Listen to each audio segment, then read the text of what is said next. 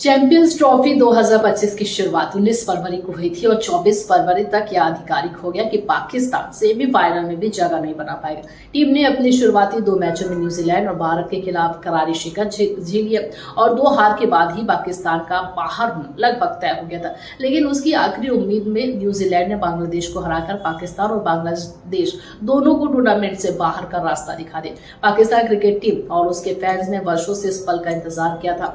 2017 की ICC champions trophy विजेता team को अपने ही सरजमी पर खिताब डिफेंड करने का मौका मिलेगा। 1996 में आखिरी बार पाकिस्तान में आईसीसी को कोई इवेंट हो रहा था, लेकिन 3 दशकों के लंबे इंतजार के बाद यह अवसर उसके यादगार बनने के बजाय निराशाजनक साबित हुई है।